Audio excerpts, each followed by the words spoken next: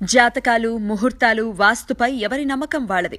కొందరికి ఇందులో మంచి జరిగి ఉండొచ్చు, మరికొందరు వీటిని మూఢనమ్మకాలుగా కొట్టిపారేయొచ్చు. అయితే సాధారణ జనానికి ఇందులో ఏం జరిగినా జరక్కున్నా పెద్దగా వచ్చిన ఇబ్బంది ఏం లేదు. కానీ ప్రజా జీవితంలో ఉన్న నేతలకు, అది కూడా పాలకులకు ఇలాంటి వాటిపై పిచ్చి ఉంటే అది చాలా మందికి ఇబ్బందులు తెచ్చిపెడుతుంది. ప్రస్తుతం ఉన్న రాజకీయ నాయకుల్లో జాతకాలు, వాస్తుపై బాగా నమ్మకం ఉన్న రాజకీయ నాయకుడు ఎవరు అంటే ఠక్కున వచ్చే సమాధానం తెలంగాణ ముఖ్యమంత్రి కేసీఆర్ అనే చెప్తారు. ఆయన అడుగు తీసి అడుగు వెయ్యాలంటే పండితుల సలహాలు తీసుకోకుండా చెయ్యరని టాక్. చివరికి పిచ్చి ఎక్కడిదాకా వెళ్లింది అంటే వాస్తు బాగోలేదని ఏకంగా సచివాలయాన్ని కూల్చి కొత్తది కడతా అన్నంతగా. అయితే అన్ని వర్గాల నుంచి విమర్శలు రావడంతో గులాబీ బాస్ ఈ నిర్ణయాన్ని వెనక్కి తీసుకున్నారు. బేగంపేట్ క్యాంప్ ఆఫీస్లో తనకు ముందు ఉన్న ముఖ్యమంత్రులకు కలిసి రాకపోవడానికి కారణం వాస్తు దోషమే అని భావించి పక్కా వాస్తుతో, అత్యాధునిక సదుపాయాలతో ఏకంగా కొత్త క్యాంపు ఆఫీసు నిర్మించారు కేసీఆర్.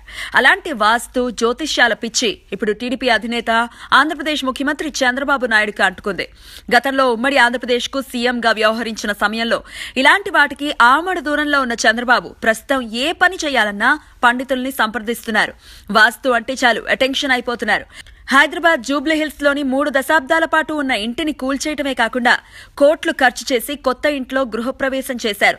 అంతేనా, టీడీపీ కేంద్ర కార్యాలయం ఎన్టీఆర్ ట్రస్ట్ భవన్ కి కూడా వాస్తు ప్రకారం మార్పులు చేయించారు.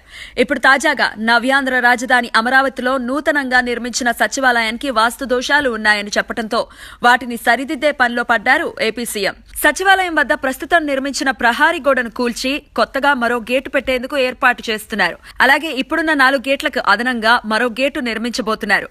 ఇలా ఇద్దరు ముఖ్యమంత్రులు అధికారంలోకి వచ్చినప్పటి నుంచి వాస్తు పేరుతో ఎన్ని కోట్లు ఖర్చు చేశారో లెక్కేలేదు. ఎందుకంటే ఆ సొమ్మంతా వారు కష్టపడి సంపాదించింది కాదు కదా, అంతా ప్రజాధనమే కదా అని కొందరు విమర్శిస్తున్నారు.